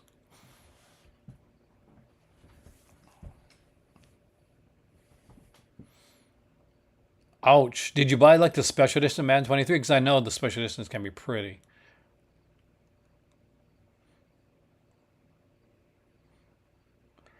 Sonic Deadly Night, I really love that film. I actually like part two as well. It's a weird film, and I always say that once you talk to the director, or once you watch the documentary Beyond Sonic Deadly Night 2, Black Cat, is that the one with Daria Nicolodi? Kind of, it was kind of her like third mother or three mother's children one. I'll keep an eye out for it. Let me know if you like see on your tracking or something like that that it's going to be coming. The day like text me so I can be watching out for it. Because over here, like next door, uh, that's the one. Yeah, it's only a short film because it wasn't finished, and they use like a lot of like flashbacks in it. But yeah, that comes in the first aid kit one, the one that got like canceled because it looked too much like the Red Cross symbol. Um, I'll be unboxing that one, of course, on my Patreon, DJ, because you know why.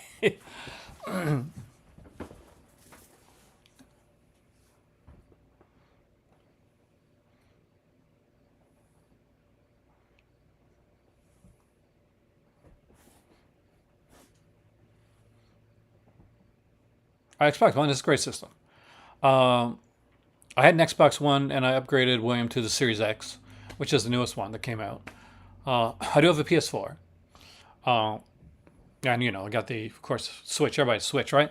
Uh, and I won a Switch late last year at my workplace around Christmas time. But I got to get new Joy-Cons for my Switch though, because the drift is really bad.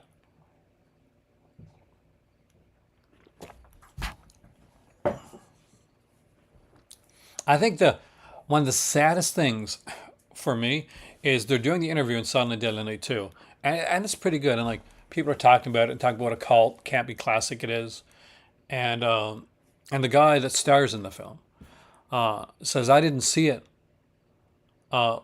like that at the time. He said I had, I was wanted to be an actor. I had plans. I had dreams. And then you realize, like, when we're looking at stuff sometimes, and we jokingly we make fun of something, or we're with some of our friends and we're like kind of ragging on something. That was somebody's, like, a lot of times, I'm not guilting anybody because I've done this a million times too. That was somebody that for and a lot some cases, that was somebody's, that like hope. That was somebody's dream, and it got me to rethink a couple things. And I'm a MST3. I'm those guy that like been riffing films since before MST3 came. MST3 cares the thing. Alex Weed Alice has super likable characters, but it's a good film, and that mask creeps me out definitely because I got like I suppose there's something come in the it says it's comes I suppose something's coming tomorrow, but it's definitely not coming tomorrow because I'm in Halifax right now. I'm in transit Halifax, so it's not gonna be there. The if you know where it says if it says the where it's at item in transit, like below it, that's when you know.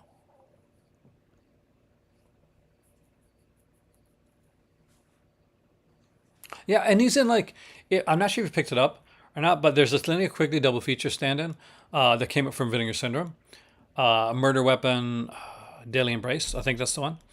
Anyway, so that the first the one of the films, I think it's the first film. He's in it, like he's in the film. Hey there, Dag. Welcome, man.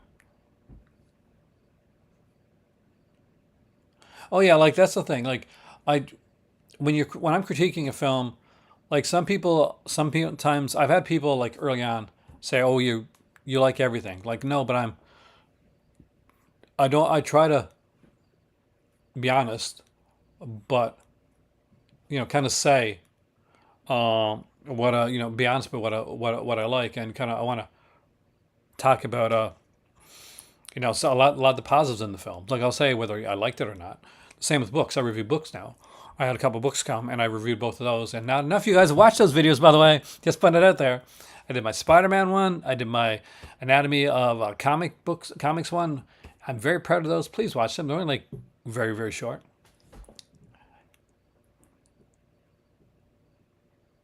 I'm not a huge Andy Griffith fan. I do have a season of Andy Griffith though. I love Matlock though, and um, but Andy Griffith was more my dad's like era of like sitcom stuff. I never really got it. That's like I didn't get the Waltons. Like Waltons, I guess was just before. Like I think it was around when I was a kid, but I didn't really get it. I just thought it was like I know it's like I got friends that really are really into it. Like got the complete series, got the big set. But I at the time I guess just wanted something uh, kind of a bit more exciting. Uh, but just well, it just didn't do it for me. I guess I did like the fact that the guy that took over from John by got to play Stepfather and Stepfather 3 though. That was kind of cool.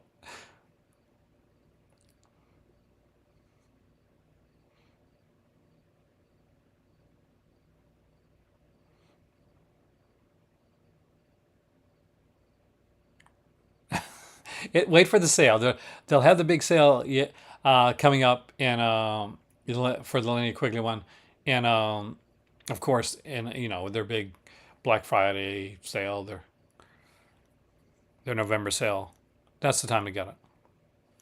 Got some interesting films. There, Snapshot I liked. Night of the Demons, an interesting like uh, film.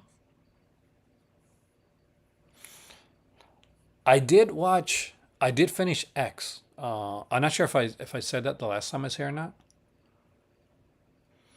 but I finished X. Like I rewatched it, and I enjoyed it more the second time because you really like the character. The characters are nice. They're not like what you expect in a slasher film. And nobody is there. It looks like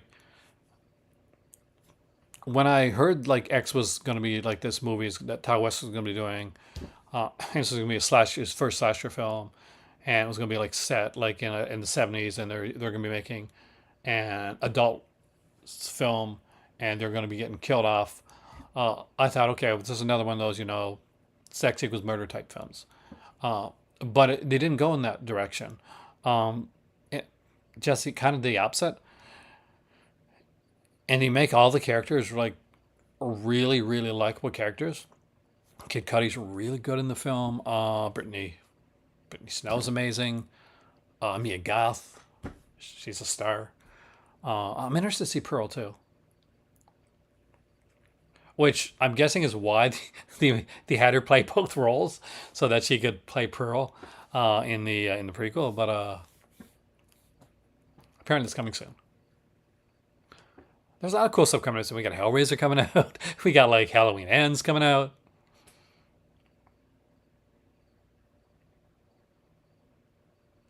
I think it is the same transfers. Like you're good either way when you're getting it. Like to be honest with you,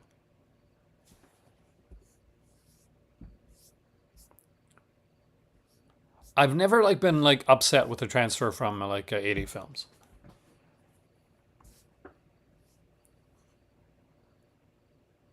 I'm probably not gonna be Birds too. Probably that's gonna be something. Now X isn't supernatural at all. Actually, X is like it's different for Ty West because Ty West is normally like he does supernatural style films, and A24 films do tend to lean towards the supernatural. But no, it is a thoughtful horror slasher drama. Oh, the release of you probably saw it already, but they released a picture. It's Jamie Clayton as but his acting's fantastic. You don't have to like his music. Well, trust me when I say this, stand-in. Forget his music. Like acting is where this guy's career lies because he is good in this film. And can I be honest? I'm older, so I didn't know that it was the singer when I saw the movie. I only found out after when I watched some behind the scenes stuff. But no, he's really good in the film. He plays the kind of the lead like kind of like actor in the adult film, and a guy that's just come back from Vietnam, and he's very likable in the film.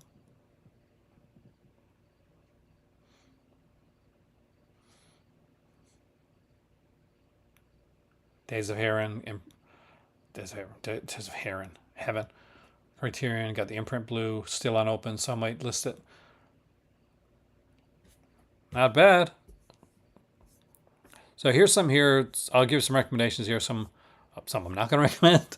Um, I like Scarecrows. This is still one that this one I do need to pick up. First Power I enjoyed.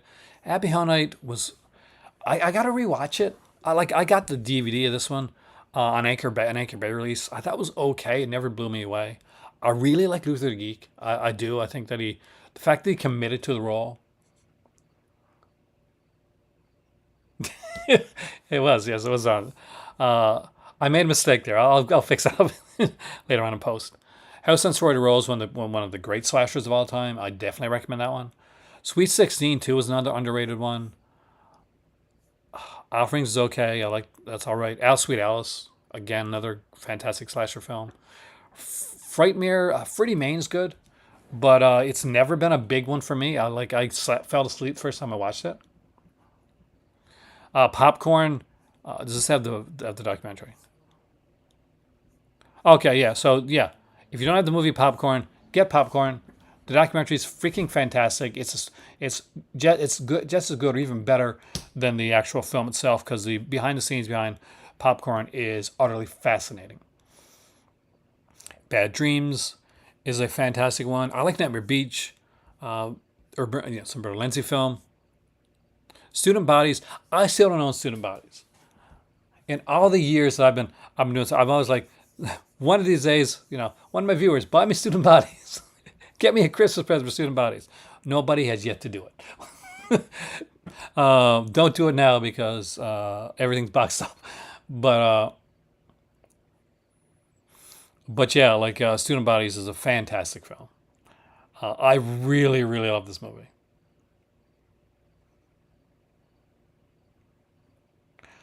No, but the thing is,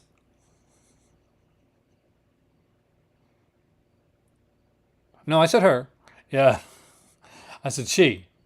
I just talk fast, man.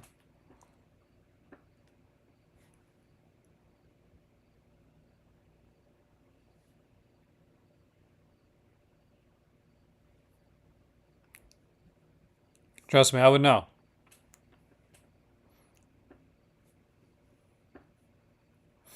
Yeah, Student Bodies is one of the funniest ones. It's got an actual body count on it.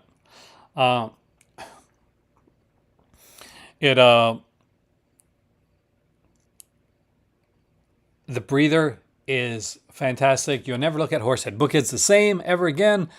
They're trash, and I definitely recommend it. Hide and Go Shriek. Um, I enjoy it. A bit problematic, but I enjoy it. Uh,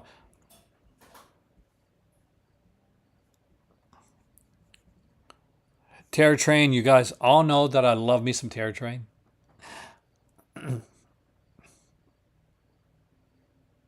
Well, I think it's a slash. It's part of the Italian collection, but it is a slasher film, right? It's an Umberto Lenzi slasher film. Hey there, Terror Train scared the hell out of me, and I didn't even see it when I was young.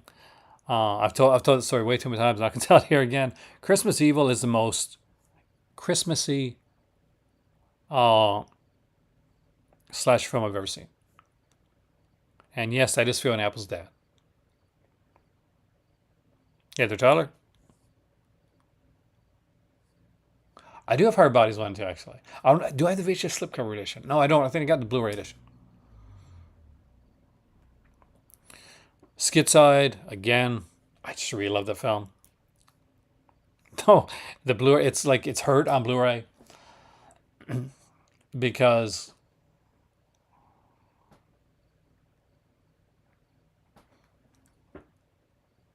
Ending of Crispy was fan. That's what I love about it, man. It's just like this kind of like drama with kind of like slasher elements to it, and it's set at Christmas, and you get to the end, it's like, oh my god, did this just become like the most Christmassy slasher movie of all time? And I'm like, yes, yes, it did.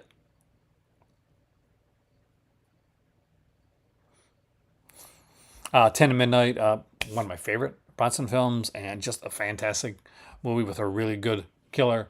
And it inverts Bronson's role. A lot of times, like Bronson is familiar, like with the Death Wish films, and he's this guy that's like a vigilante. Whereas in 10 to Midnight, he plays a cop that desperately does not want to be the vigilante. He wants to do things kind of by the book, which leads to an ending that's more powerful because of that.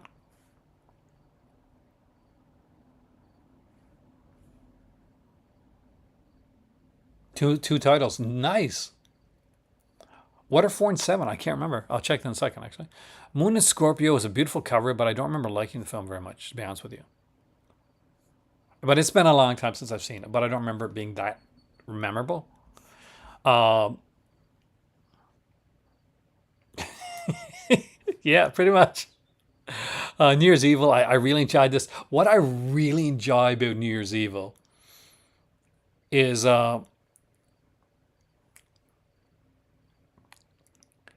that the killer is so inept, and the final girl is barely in it. Like it flips the script, and we don't follow the final girl the way we do in a lot of movies. It was played by Ross Kelly, by the way.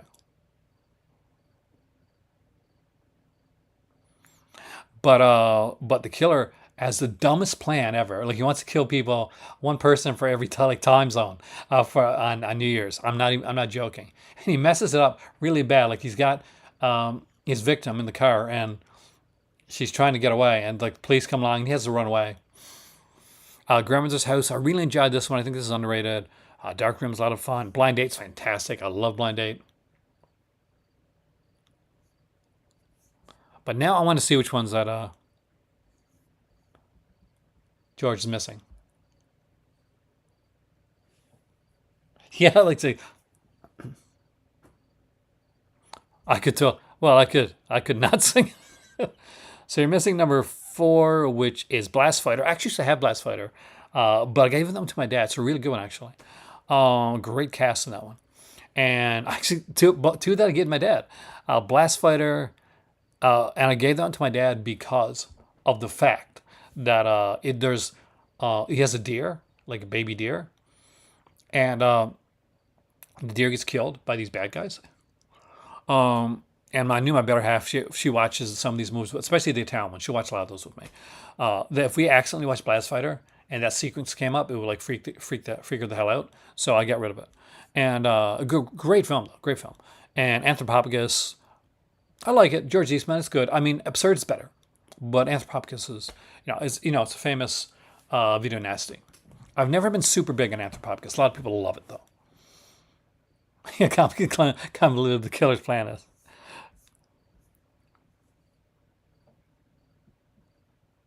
It's like one of those. It's almost a parody in the way that the plan is. So like it's like having the killer call police like I'm gonna kill people whose names that are visible by three. When you add it's just it's insane. It's crazy insane.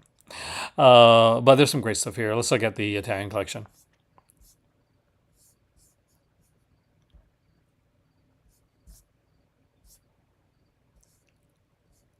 Hands of Steel. I had fun with Hands of Steel. Like I'm not gonna say it's a great movie, but it's a fun movie.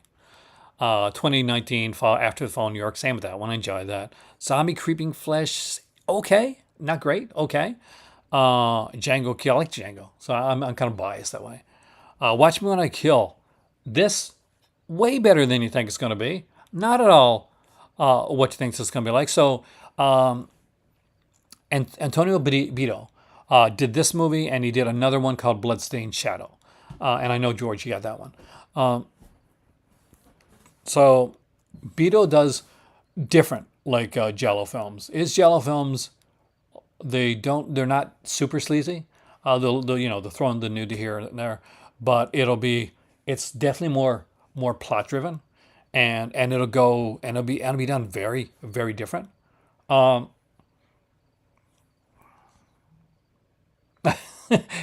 that's it. If we all like the same things, then okay, that would get boring, right?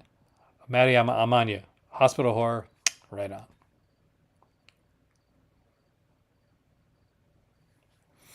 But this one here is a really good one. This one, yeah, you haven't seen this one? Check this one out. This is what I'm thinking about. Um, I think there's this girl, and she's going home, and she goes to stop to this pharmacy. It's not supposed to be closed. But it's a killer at the pharmacy and kills the guy in there. And she hears the killer's voice. She doesn't really see the killer. She hears the killer's voice. It's really well done, actually. Surprise hell to me. It was not at all what I thought it was going to be. It got kind of deep and dark with its plot, but I really enjoyed it. And it looks like it's going to be this super sleazy movie, Watch Me Wanna Kill. It's not at all. It's not at all like that. I think the uh, other title is like, what's it called? The Cat's Paw, or something like that.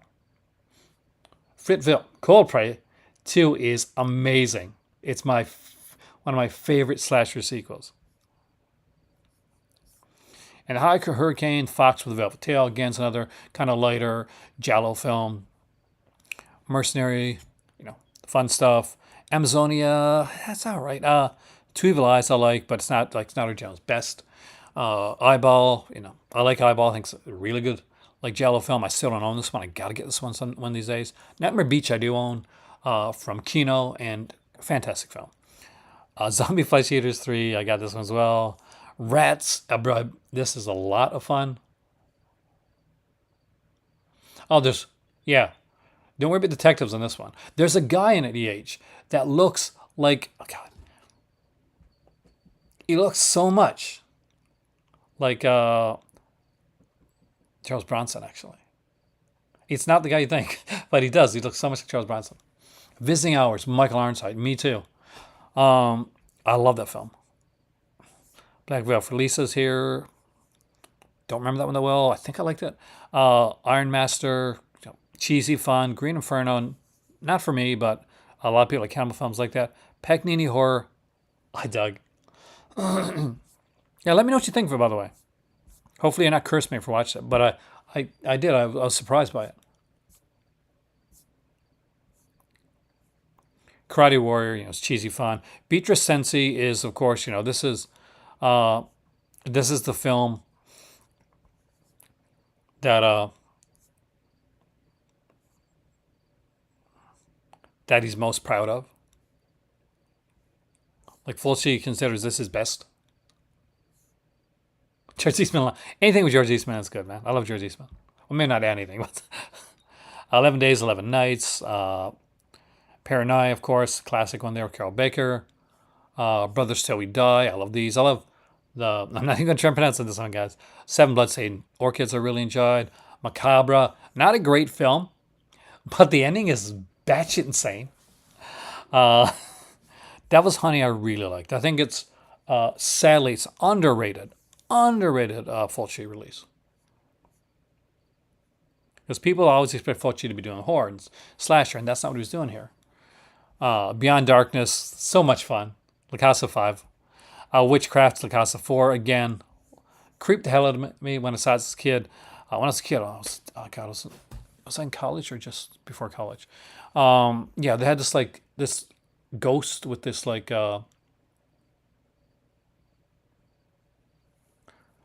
can check BFI after for you. Ghost with a. I'm not sure if we do it tonight though because I have to go soon because I have to get up early in the morning.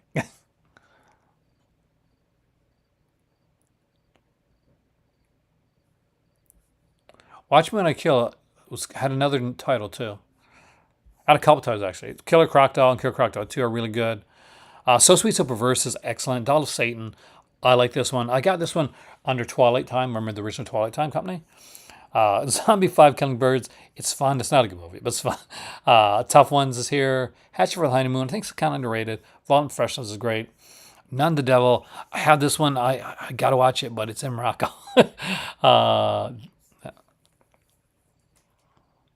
Gothic Fantastical Collection finds the Blanche film Monster and nice. That is a classic. Zeter is again is one of those insane films that I never that I've seen, but I remember. Yes, that is Linda Blair and Witchcraft. Linda Blair and David Hasselhoff actually. Knife of Ice, and of course Hitcher in the Dark is the latest one. Now with all of that being said, I do apologize that oh, well, tell your cousin thanks a lot. And when I come in next time, Raph, I promise you we'll do the BFI films as well. I want to thank you guys for coming in and joining me tonight. That's for those that have been here since the beginning.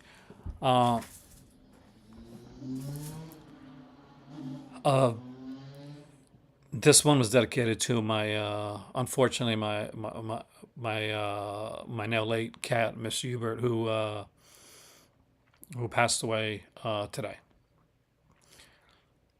And I wanted to come on here because I wanted to be with you guys, and because I honestly I didn't want to think. That's the truth.